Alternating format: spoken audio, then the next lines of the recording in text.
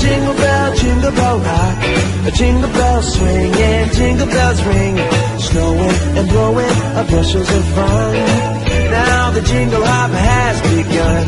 Jingle bell, jingle bell, jingle bell rock. A jingle bells chiming, jingle bell time. Dancing and prancing in Jingle Bell Square. In the frosty air, what a bright time. It's the right time to rock the night away. Jingle bell time is a swell time to go gliding in a one-horse sleigh. Giddy up, jingle horse, pick up your feet. A jingle around the clock. Mix and a mingle in the jingling beat. That's the Jingle Bell Rock.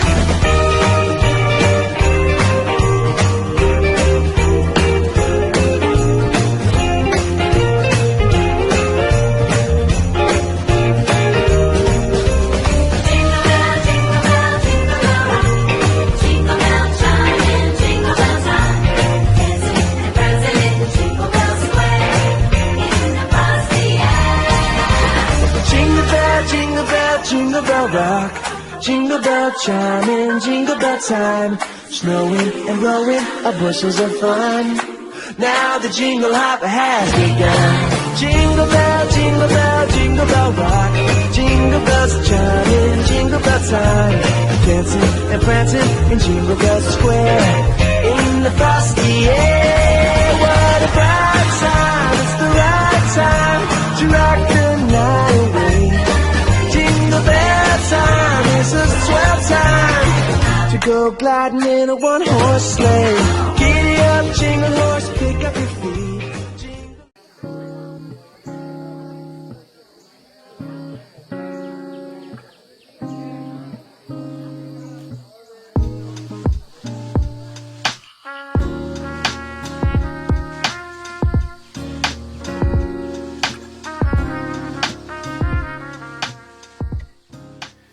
Que bom que podemos nos encontrar para meditar na Palavra de Deus.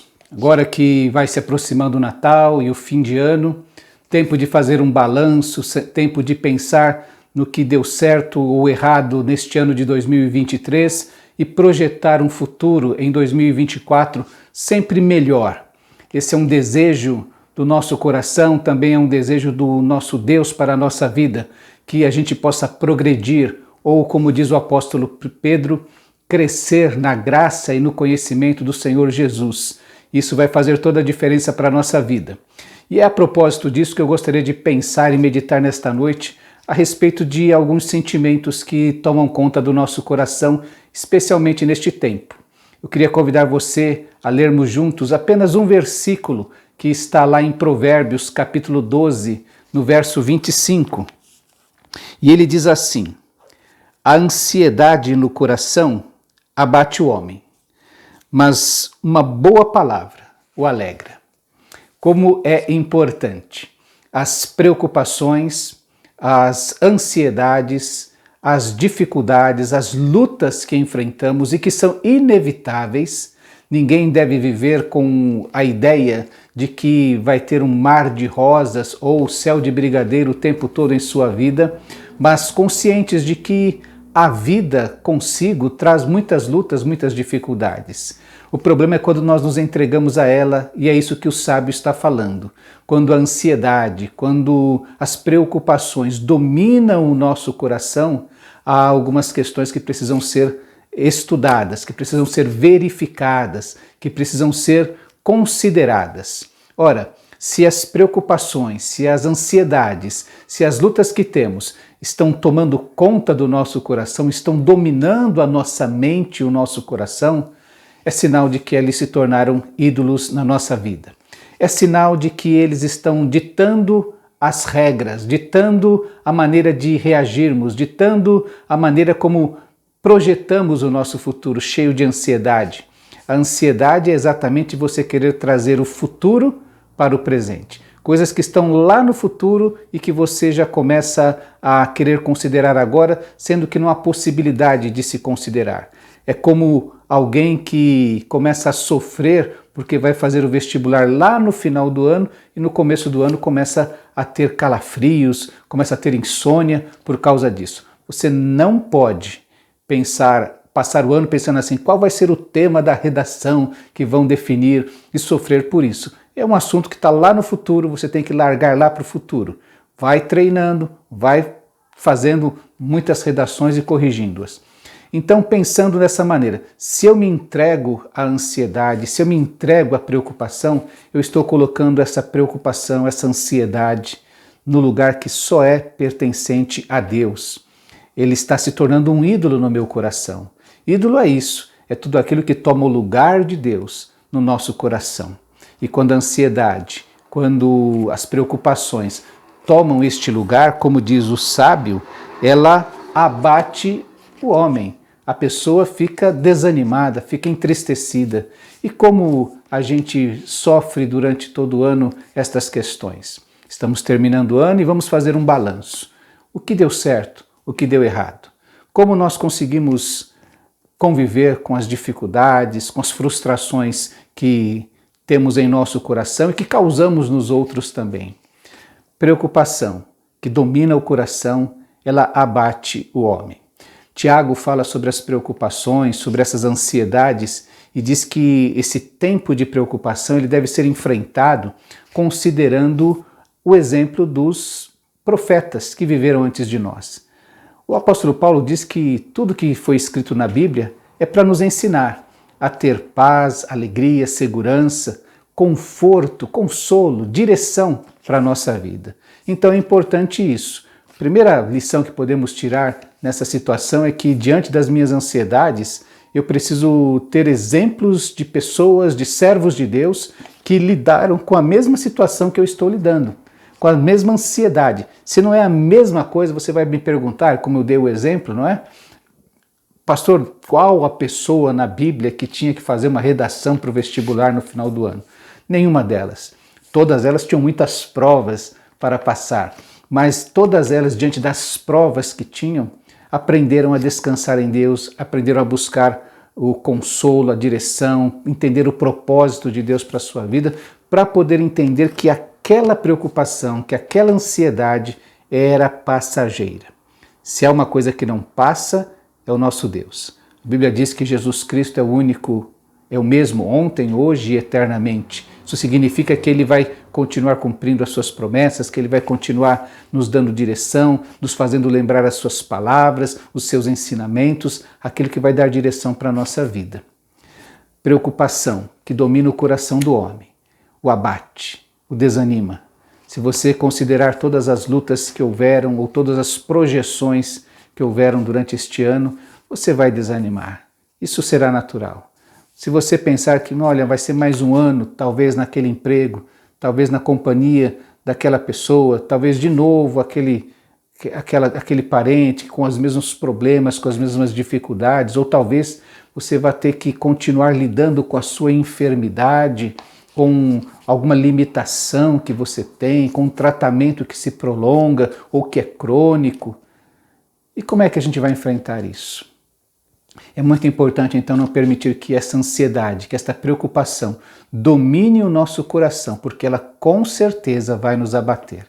É quando a gente deve, dentro das nossas possibilidades, e está dentro da nossa possibilidade, dizer assim, isso não vai me impedir de servir ao meu Senhor, de orar mais uma vez, de ler a palavra de Deus, de considerar e ter esperança no meu coração. Você vai lembrar que tanto Davi como Jeremias, eles têm uma palavra muito interessante diante também das suas lutas, das suas dificuldades, de um contexto assim tão complicado, tanto para Davi quanto para Jeremias. Eles dizem que eles vão trazer à sua memória aquilo que lhes pode dar esperança. E aí eles vão se lembrar das promessas de Deus. E eles então vão agir diante disso. Não ficam parados, não sentam no sofá e ficam lá refestelados enquanto o culto está rolando, enquanto há serviço para ser feito, enquanto há vida para ser vivida. Mesmo diante do caos que eles estavam enfrentando, eles foram buscar esperança no Senhor para enfrentar as suas dificuldades, as ansiedades, os momentos difíceis. Assim nós devemos fazer, não permitir que isso tome conta do nosso coração. Então você tem aqui, nós estamos aqui pensando e aprendendo um pouco que os heróis da fé são nosso exemplo. E os heróis da fé buscaram em Deus as forças para enfrentar as suas lutas e as suas dificuldades. Eles não permitiram, como diz o sábio, que a ansiedade domine o seu coração e venha abatê-lo, afastá-lo do caminho de Deus, afastá-lo do propósito de Deus, afastá-lo da comunhão de Deus. O coração ansioso, o coração cheio de preocupação, vai abater o homem.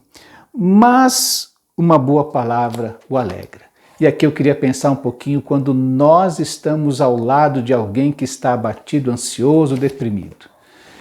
Que boa palavra! Que palavra boa nós podemos dar para ele.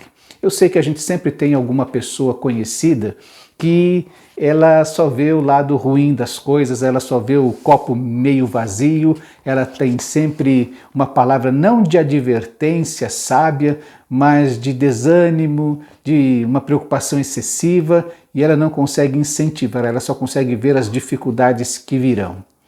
Então é importante que a gente domine o nosso coração, primeiro para não deixar que as ansiedades, as preocupações se sentem no trono dele.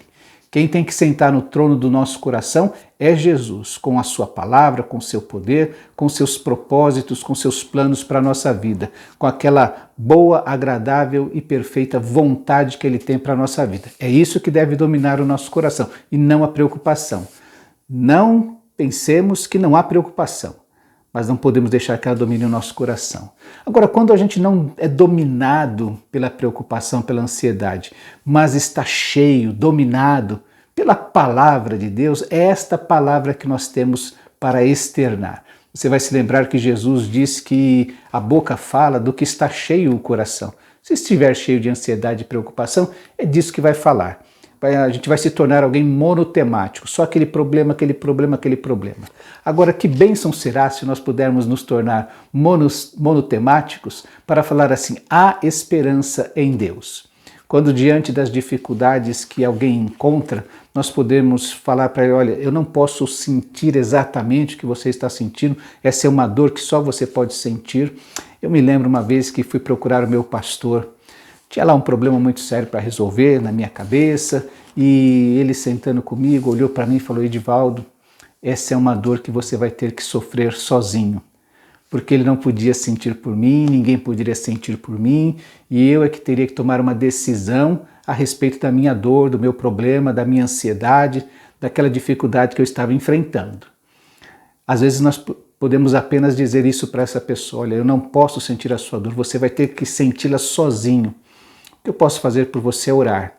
O que eu posso fazer para você é oferecer o meu ombro para você chorar. Às vezes tem situações que nós simplesmente não podemos fazer absolutamente nada de prático nesse sentido, a não ser orar, que talvez seja a coisa mais poderosa que podemos fazer. C.S. Lewis diz que orar é abraçar alguém à distância. E como é bom a gente saber que alguém esteve orando por nós. Saber que temos alguém que ora constantemente por nós. Eu tenho tido uma experiência muito bonita aqui na igreja, que o nosso grupo se reúne diariamente para orar, e todas as vezes que eu chego, que eu estou participando, e às vezes eu não estou liderando naturalmente, alguém fala, precisamos orar pelo nosso pastor, pela família do pastor. Isso é tão bom saber, que há pessoas que se preocupam comigo, que se preocupam com a minha vida, com o meu ministério, com a minha família. Talvez eles não possam fazer algo de prático por nós, mas eles falam assim, nós estamos colocando a sua vida diante do Senhor. Isso é importante, é uma boa palavra que anima o coração. O encontro é sempre no final do dia, lá às 20 horas, não é? Então é aquele momento que você já está meio cansado, já trabalhou o dia inteiro, está doido para fechar o expediente, e aí vem um ânimo novo, mesmo num final de dia cansativo. Então é importante que a nossa palavra seja deste coração cheio do Senhor, cheio da palavra do Senhor, cheio da comunhão do Senhor para compartilhar com outras pessoas. Como diz o apóstolo Pedro, a nossa palavra deve ser temperada como um sal para dizer às pessoas qual a razão da nossa fé, da esperança que há em nós. É assim que deve ser, porque, segundo o salmista, essa boa palavra anima aquele que estava abatido. É poderosa para, de repente, fazer ele assim, é verdade, eu não preciso ficar aqui. É verdade. Quantas pessoas receberam respostas de Deus às suas orações? É verdade. O Deus da Bíblia nunca falhou com aqueles que nele confiaram. É verdade. Deus enviou você para falar estas palavras para mim aqui. E aí surge aquela luz no fundo do túnel. Surge aquela centelha de esperança, surge aquela fagulha que pode incendiar o coração deste que está abatido novamente. Há uma situação interessante, você se lembra do apóstolo Pedro no encontro com Jesus, e Jesus perguntando o que as pessoas pensavam a seu respeito, e os discípulos disseram, olha, eles dizem que o Senhor é um profeta, é Elias, é Jeremias, e muitas versões a respeito da pessoa de Jesus, até que Jesus pergunta para os seus apóstolos, e vocês, quem vocês dizem que eu sou? Então Pedro diz, tu és o Cristo, o Filho do Deus vivo. A essa palavra, Jesus elogia e diz que Pedro, você recebeu revelação do próprio Pai para entender isto. E elogia ele, fala sobre esta palavra, né? Vou edificar a minha igreja. É interessante que Mateus registra então que logo após essa conversa, Jesus então começou a falar sobre a sua morte, sobre o seu sacrifício, como ele seria perseguido, preso, crucificado. E aí Pedro, dominado, eu quero pensar aqui pela ansiedade, imagina, Senhor, isso não vai te acontecer de maneira nenhuma. Deus tenha misericórdia, seja misericordioso com o Senhor, de maneira nenhuma isso vai acontecer com o Senhor. E a isso Jesus repreende Pedro, aquele momento que Jesus dá aquela palavra dura, para trás de mim, Satanás, você não está cogitando as coisas de Deus. Olha que interessante, um homem num momento tem uma revelação de Deus. Tu és o Cristo, Filho de Deus vivo. E um pouco mais adiante, algum tempo depois, ele está cogitando, pensando como diabo. Meus irmãos, que perigo para a nossa vida também passarmos por essa situação. Nós não podemos deixar que a ansiedade, que as preocupações, que o inimigo e este mundo trazem para a nossa vida, dominem o nosso coração de tal maneira que a gente comece a cogitar, a pensar como o diabo. Nós precisamos ter um coração que está aberto para a revelação de Deus, não dominado pela ansiedade, mas dominado por aquilo que Deus quer mostrar para nós. Eu quero te convidar a olhar o passado agora com os olhos de Deus. Lembra que o apóstolo Paulo diz assim lá aos Filipenses, eu não julgo que alcancei a perfeição, mas uma coisa eu faço, eu esqueço das coisas que ficaram para trás e prossigo para o alvo, para a soberana vocação que há em Cristo Jesus. Paulo não estava dizendo que não havia passado, ele sabia muito bem do seu passado e das circunstâncias que havia vivido. Mas ele dizia, eu não vou me deixar dominar por estas coisas, nem pelas lutas e dores do passado, nem pelas vitórias que querem me tornar orgulhoso. Eu vou olhar para Jesus e vou seguir o exemplo de Jesus e caminhar com Jesus. Em 2023, olhe para suas derrotas, olhe para suas lutas e perceba o que você pode aprender com elas, talvez até assim se eu tivesse confiado mais em Deus, se eu tivesse buscado mais a Deus, se eu tivesse sido mais obediente, eu teria sido mais bem-sucedido em 2023. Olhar para o passado e olhar assim, Deus, o Senhor nunca falhou. Apesar das lutas, das dificuldades, eu estou aqui e abençoado por Ti, com a Tua companhia. E olhar para o futuro pensando assim, Senhor, em 2024 eu não quero mais cometer os mesmos erros. Eu quero ter mais comunhão contigo, eu quero conhecer-te mais. Eu quero que o Senhor abra os meus olhos para enxergar o Senhor.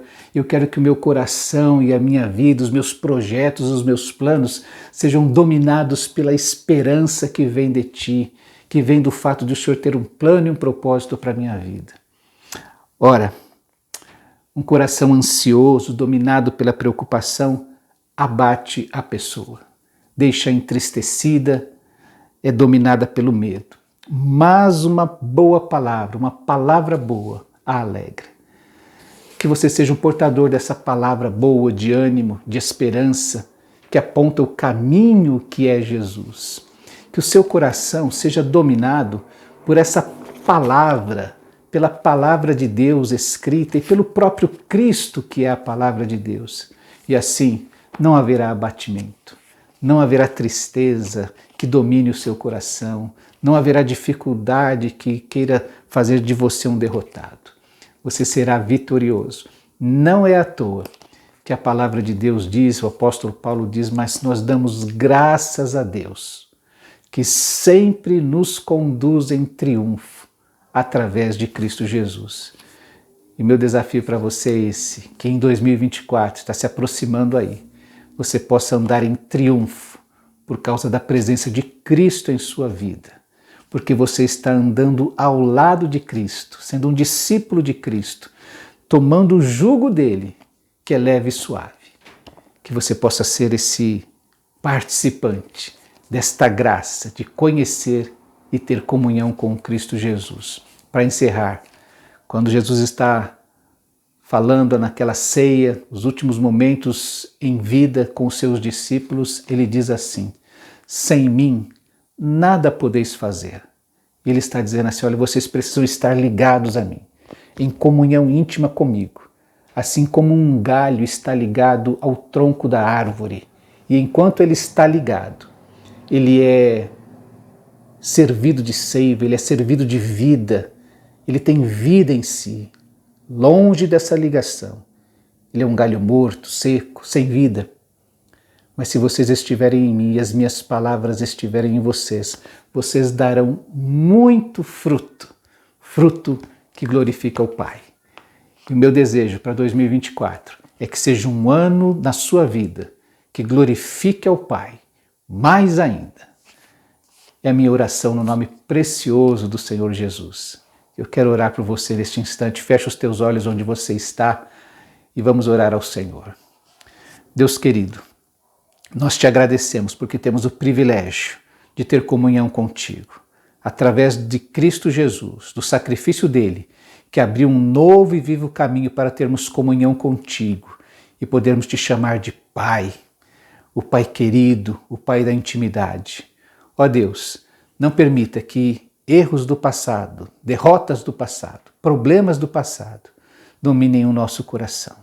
Não permita, ó Deus, que as ansiedades, os projetos do futuro, ó Deus, dominem o nosso coração, que o medo domine o nosso coração. Mas nós te pedimos, vem se sentar no trono do nosso coração e enche o nosso coração, ó Deus, com a tua palavra, com a tua sabedoria, de tal maneira que as nossas palavras reflitam estarmos cheios de ti, que a nossa palavra seja boa, temperada com sal, para animar, para dar a razão àqueles que estiverem próximos de nós e que eles possam enxergar Cristo em nós. Ó Deus querido, trabalhe em nós, para que neste novo tempo que se aproxima, ele seja um tempo de glorificar o Pai, de glorificar muito, de dar muito fruto que glorifica o Pai. Nós te pedimos isso, no nome precioso, poderoso, de nosso amado Senhor e Salvador Jesus Cristo.